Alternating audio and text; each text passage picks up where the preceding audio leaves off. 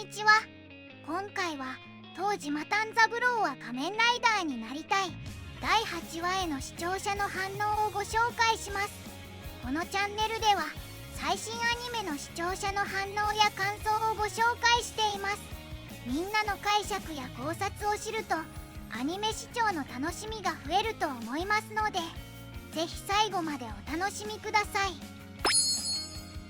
不意打ちして生きるなよ。不意打ちしておいてがやるなコウモリ男。不意打ちできるくらい強い。他にも怪人いたのね。やっぱり津田健みたいにみんな人間からなるのか。このアニメ怪人の戦闘力が高すぎないか。言うても本家だって戦闘員はライダーに瞬殺、怪人は格闘してやっとやろう。ライダーも怪奇バッタ男だったと思えば順当。これ仮面ライダー勝てんだろ。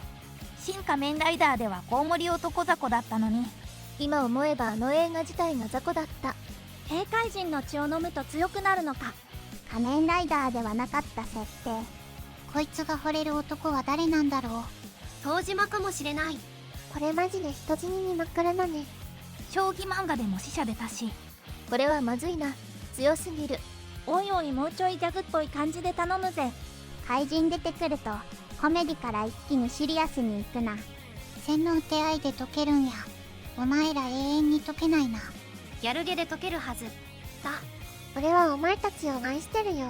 推しのいるオタクも解けてたやろがい。風俗でイチャイチャするだけで解けるかな。そもそも戦闘員すらなれないから問題ない。ショッカー戦闘員もヒエラルキーがあるんだな。なんかわざわざ人間捨てる意味なくね。これはトーナメント始まるの来週からだな。今回からです。人間がちょっと強くなったところで怪人に勝てんやろ。ユカリスが勝てる要素なくね。女性をしばけるかどうか。でも元戦闘員だし、そもそもトーナメント優勝者に挑んで誰も文句言わなくなるまで戦うって。 V3 対ライダーマンは熱い。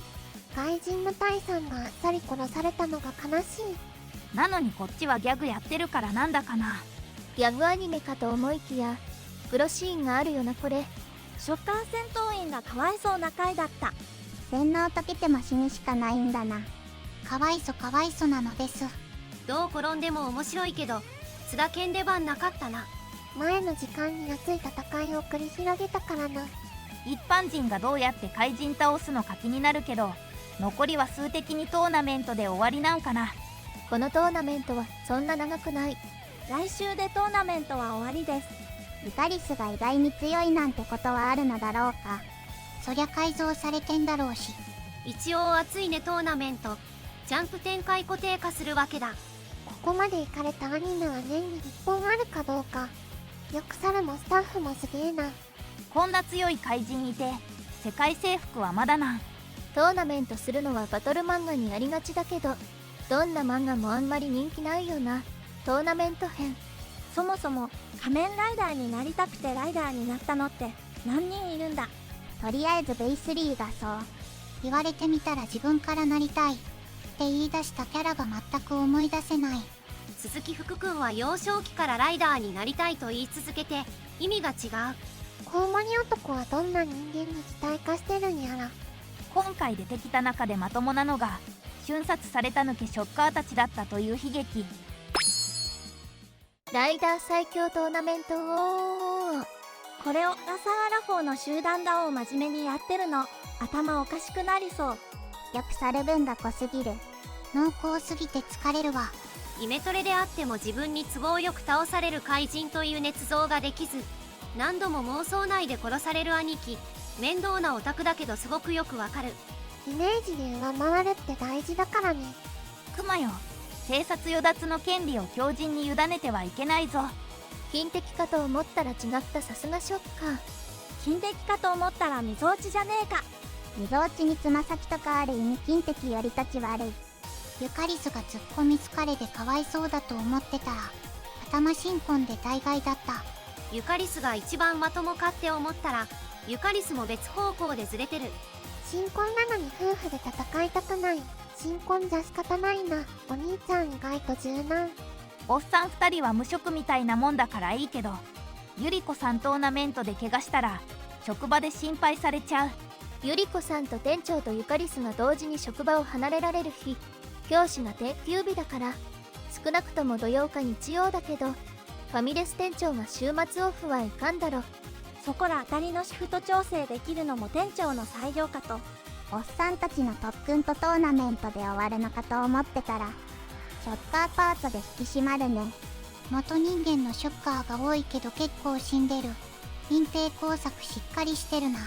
愛で洗脳が解けた元ショッカーが強化された肉体で強盗とかせずに一般人に戻ってるあたり、前世の高い世界だな。まあ裏切り者の宿命からは逃げられなかったけど。プロポーズ待ってた女の人かわいそう。洗脳解けた戦闘員粛清されてるってことは、いずれユカリスのとこにも来るのか。そもそも雲男に知られてるし、あの女戦闘員サンダーガイコって名前か。やはり渡辺明乃か。サンダーライコ。だから声優が同じだったのか。サンダーライコって次々とリア充を予習してるだけのような。愛を知った者たちが対象だから結果的にそうなっちゃう。今回も面白かった。来週だけでトーナメント終わるどころか怪人戦始まりそう。今週だいぶ原作削ったな。こんなまともな引きで終わったのは初めてな気がする。 V3 兄ちゃん免許持ってないの。超人とすごい超人しかいない。ショッカーパートがシリアスすぎる。アニメの影響でクマと戦うやつが出てきたらどうするんだよ。そんな強人俺たちにどうしようもねえよ。東島レベルの人間は現実にいないから安心しろ。このぐらいのお味噌ぶっ飛んでないとショッカー戦闘員とは戦えないし、クマと模擬戦をやるレベルの強人にならなきゃ怪人には勝てない。理屈としては理解できるんだが、オタク仲間とか恋愛マスターのところ、なんで抜かしたんだろうな。単に尺の問題だろう。リクールできちっと終わるために削れるところは削っていると思われる。兄貴は相変わらずぶっ飛んでんな。いや特訓しないといけないのはわかるけど、あのでかい女戦闘員はプロレスラーかな。アラサアラフォーの集団だを真面目にトーナメントやってるの。頭おかしくなりそう。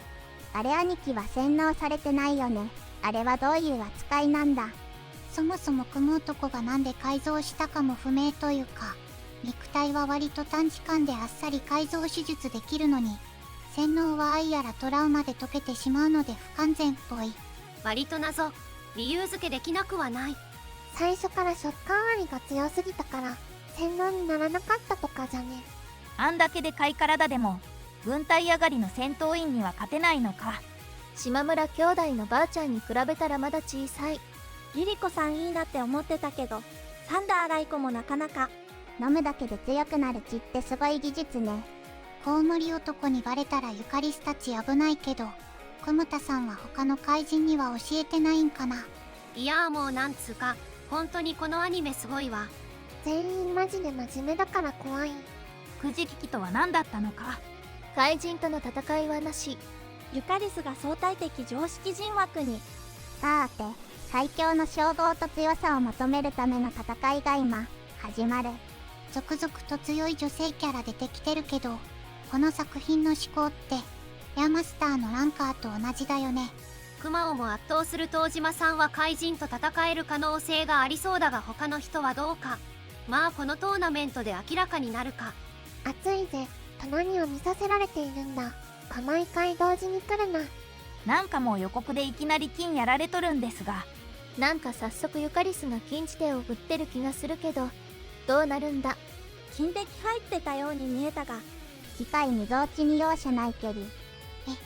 とんでもなくひどい攻撃してないか。予告からすでにやべえ面してたな。エンドカードがかっこよすぎる。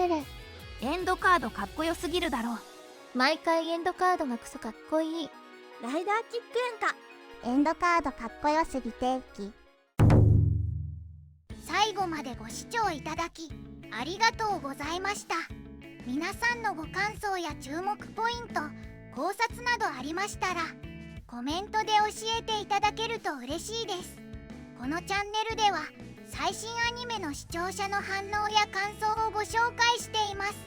ぜひチャンネル登録とグッドボタンをよろしくお願いします。それではまた次回の動画でお会いしましょう。